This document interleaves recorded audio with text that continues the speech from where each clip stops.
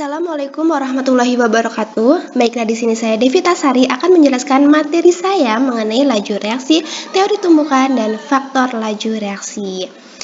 Oke, di sini kita pahami dulu konsep laju reaksi. Jadi, kalian sadar nggak sih bahwa banyak sekali reaksi kimia di sekitar kita, misalnya reaksi pembakaran, pelapukan, penguraian, pengkaratan, dan masih banyak lagi.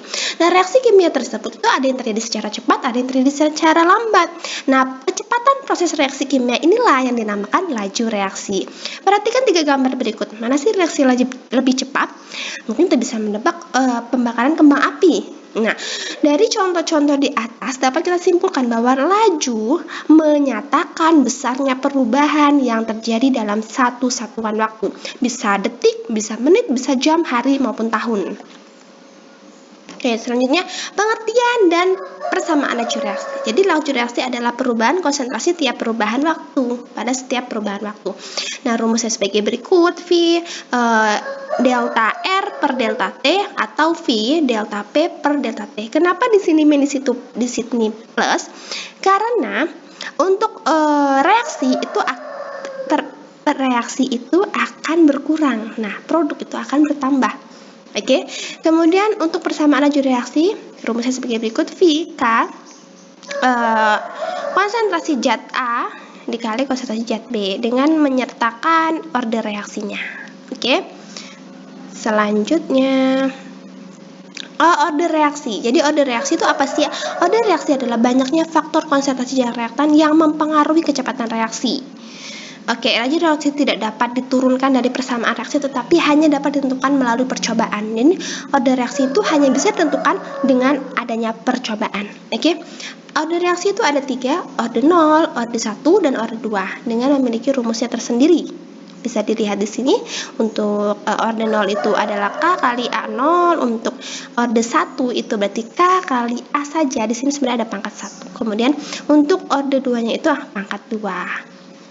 Di sini ada grafiknya juga, bisa kalian lihat. Oke, next.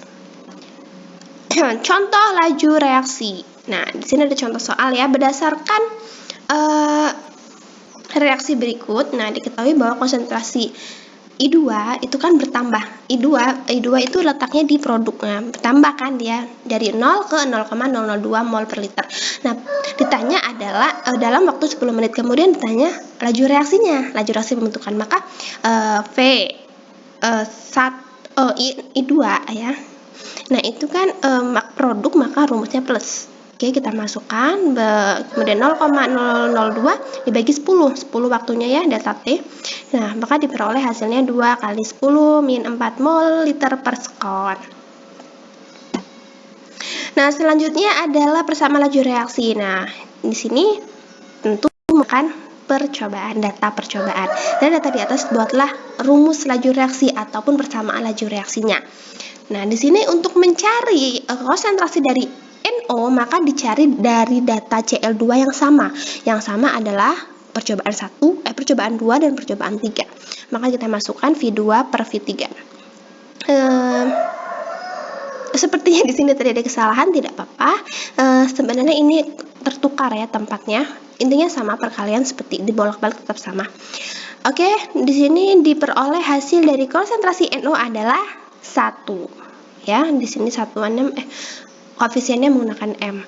Kemudian untuk mencari order reaksi Cl2 ya, Cl2, maka dilihat dari data NO2 yang sama, yaitu percobaan 1 dan percobaan 2. Maka V1 per V2, kemudian kita masukkan dari Cl2-nya berapa, laju reaksinya berapa. Oke, diperoleh juga hasilnya 1. Maka rumus persamaan laju reaksinya adalah V sama dengan K NO-nya 1 kan, berarti tidak usah ditulis pangkatnya. Kemudian Cl2-nya juga 1, tidak perlu ditulis pangkatnya. Itu opsional sih, bisa tulis bisa tidak. Oke, selanjutnya teori tumbukan. Nah, teori tumbukan ialah pertemuan partikel-partikel bereaksi akan menghasilkan produk apabila terjadi tumbukan yang efektif. Nah, begitu. Ada 2 faktor yang menyebabkan terjadinya tumbukan efektif. Yang pertama, energi kinetik partikel, yaitu partikel-partikel itu saling berdekatan dan terjadi gaya tolak-menolak ya.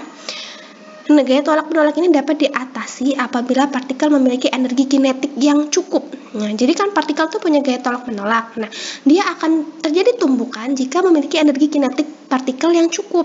Nah, maka akan terjadi tumbukan efektif. Kemudian arah partikel juga mempengaruhi. Jadi dapat terjadi jika arahnya tepat. Nah, itu kan tumbukannya kan juga akan terjadi secara efektif. Oke, selanjutnya faktor-faktor yang mempengaruhi laju reaksi. Yang pertama adalah konsentrasi. Nah, di sini semakin tinggi konsentrasi, maka semakin banyak partikel yang mungkin dapat terjadi tumbukan.